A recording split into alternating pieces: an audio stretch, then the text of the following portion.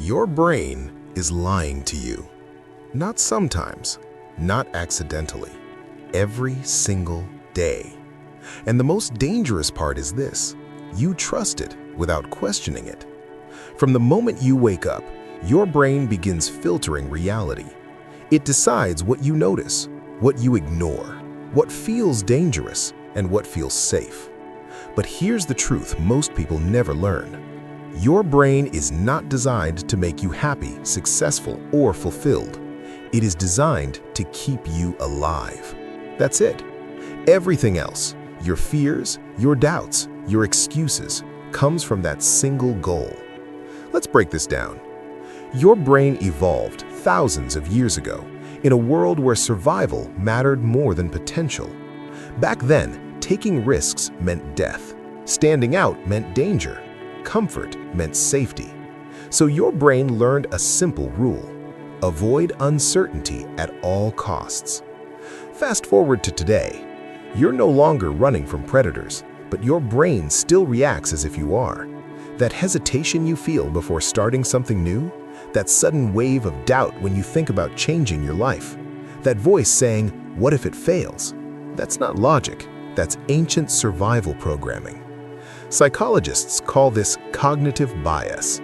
Cognitive bias is your brain's way of bending reality to protect you. It exaggerates risks, downplays opportunities, and replays negative memories louder than positive ones. Why? Because pain is memorable, comfort is familiar, and familiarity feels safe. This is why your brain remembers embarrassing moments from years ago but forgets your achievements. This is why one failure feels heavier than 10 successes. Your brain is not being honest with you, it is being protective. And that protection slowly becomes a prison. Let's talk about fear.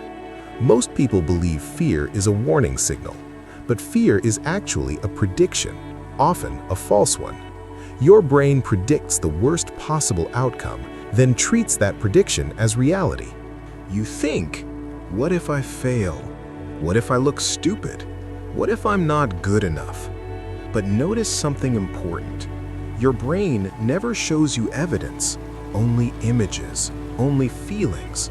That's because fear doesn't come from facts, it comes from imagination. Neuroscience proves this. The same brain regions activate whether you experience something real or merely imagine it. So when you imagine failure, your brain reacts as if failure already happened. Heart rate increases, stress hormones release, your body prepares for danger, all from a thought. This is why procrastination exists. Procrastination is not laziness, it is fear disguised as logic. Your brain says, "Not now, later is better, you need more time." But what it really means is, stay where you are, it's safer here. Here's something uncomfortable but true. Your brain prefers a familiar pain over an unfamiliar possibility. That's why people stay in jobs they hate, relationships that drain them, lives that feel empty. Not because they can't leave, but because the unknown feels scarier than the known. Now let's talk about identity. Your brain builds a story about who you are. I'm not confident. I'm bad at learning. I'm not creative. I'm not lucky. These are not facts. They are labels. And once a label is created, your brain will do everything to prove it right. This is called confirmation bias. You fail once, your brain says, "See, I told you."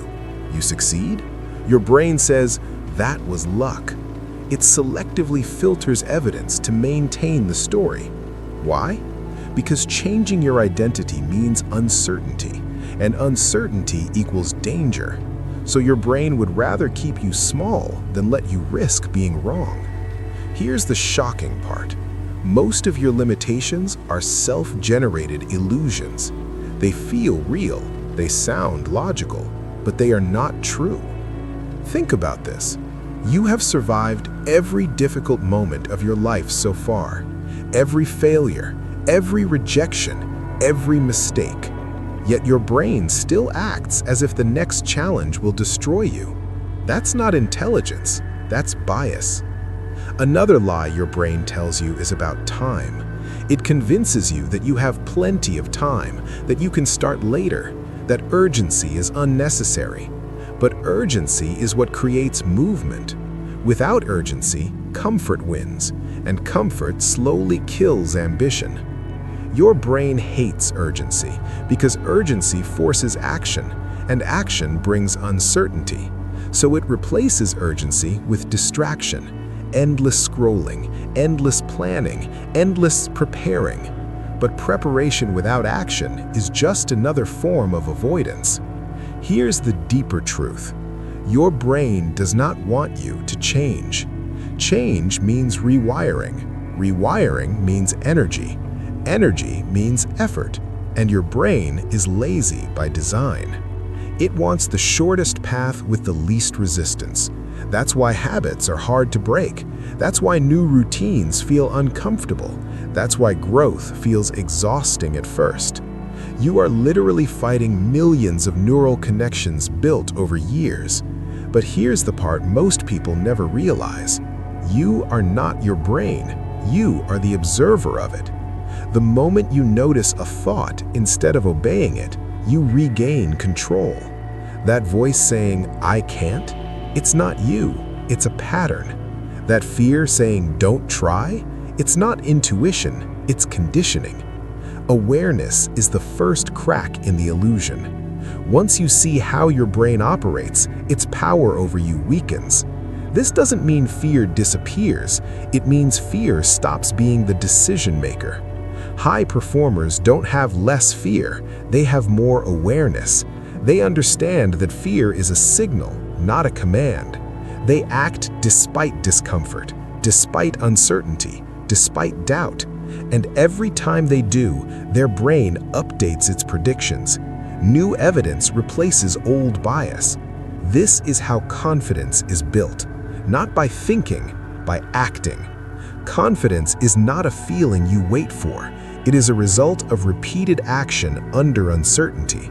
Your brain learns last. Your actions teach it. So the next time your mind tells you to stop, pause. Ask one simple question. Is this fear protecting me or limiting me? Because most of the time, your brain is not warning you of danger. It is warning you of growth. And growth always feels unsafe at first. The moment you understand this, everything changes. You stop negotiating with excuses. You stop obeying imaginary limits. You stop confusing fear with truth. Your brain will still lie to you tomorrow, and the next day, and the next. But once you see the lie, you're no longer controlled by it. You become the one in charge. And that is where real freedom begins.